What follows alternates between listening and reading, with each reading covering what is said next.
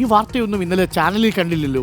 ഒന്ന് ഡിജിറ്റൽ കറൻസിയുമായി ബന്ധപ്പെട്ട വാർത്ത. പ്രിയപ്പെട്ട പ്രേക്ഷകരെ, അത് ഒരു ഭാവനാത്മകമായ വാർത്തയായിരുന്നു കേട്ടോ. എല്ലാ പത്രങ്ങളിലുമുണ്ട്. അതൊരു മാർക്കറ്റിംഗ് ഫീച്ചറിൻ്റെ ഭാഗമായി ഉൾപ്പെടുത്തിയതാണ്. ഞാൻ ആ വാർത്ത വായിച്ച സമയത്ത് ചില പ്രേക്ഷകരെങ്കിലും ഒന്ന് ഞെട്ടി. കയ്യിലിരിക്കുന്ന നോട്ടൊക്കെ ഇനി എന്ത് ചെയ്യും എന്നാണ് പ്രിയപ്പെട്ട പ്രേക്ഷകർ കരുതിയത്. നോട്ട് കയ്യിരുന്നുള്ളൂ, നോട്ട് നിരോധനം ഒന്നും വന്നിട്ടില്ല. ഫെബ്രുവരി 1-ാം തീയതി മുതൽ ഡിജിറ്റൽ കറൻസി എന്ന് പറഞ്ഞത് ഭാവനാത്മകമായൊരു വാർത്തയാണ്. ആ ഭാവനാത്മകമായ വാർത്ത എല്ലാ പത്രങ്ങളിലും കൊടുത്തിട്ടുണ്ട്. കൊച്ചിയിലെ ജെയിൻ യൂണിവേഴ്സിറ്റി സംഘടിപ്പിക്കുന്ന ഒരു പരിപാടി, ദ സമ്മിറ്റ് ഓഫ് ഫ്യൂച്ചർ എന്ന് പറയുന്ന ഒരു പരിപാടിയുടെ ഭാഗമായിട്ട് കൊടുത്ത ഭാവനാത്മകമായി ലോകത്ത് സംഭവിക്കാൻ സാധ്യതയുള്ള വാർത്തകളാണ് കൊടുത്തത്. ഞാൻ ആദ്യം വായിക്കുന്ന സമയത്ത് ചില പ്രേക്ഷകരെങ്കിലും ഉള്ളിൽ വല്ലാതെ ഒന്ന് നെഞ്ചിടിച്ചു. ഇനി പൈസയില്ലാതെ, നോട്ടില്ലാതെ എങ്ങനെ ജീവിക്കും?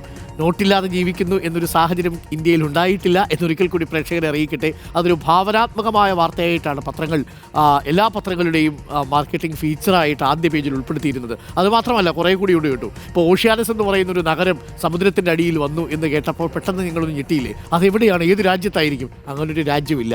അതൊരു ഭാവനാത്മകമായിട്ടുള്ള ഒരു രാജ്യമാണ്. അതേപോലെ ഡിജിറ്റൽ കറൻസി എന്നുള്ളത് നിർബന്ധമാക്കുകയും ചെയ്തിട്ടില്ല നമ്മുടെ രാജ്യത്ത്. ഡിജിറ്റൽ കറൻസിയൊക്കെ ആളുകൾ ഉപയോഗിക്കുന്നു എന്നുള്ളതേ ഉള്ളൂ. അതൊന്നും നിർബന്ധമാക്കിയിട്ടില്ല. അങ്ങനെ നിർബന്ധമാക്കാൻ കഴിയുകയുമില്ല. അങ്ങനെ പൂർണ്ണമായിട്ടും ഡിജിറ്റൽ കറൻസിയിലേക്കൊക്കെ നമ്മൾ മാറാൻ ഇനിയും ഒത്തിരി കാലമെടുക്കും. അതുകൊണ്ട് കയ്യിൽ നോട്ടൊക്കെ കൈവശം വെച്ചിരുന്ന ആളുകൾ പെട്ടെന്നൊരു ഒരു ഹൃദയാഘാതം വന്നു, ദൈവമേ വീണ്ടും നോട്ട് നിരോധനമാണോ എന്ന് കരുതി ഞെട്ടേണ്ട ആവശ്യമില്ല. ഭാവനാത്മകമായ വാർത്തയായിരുന്നു.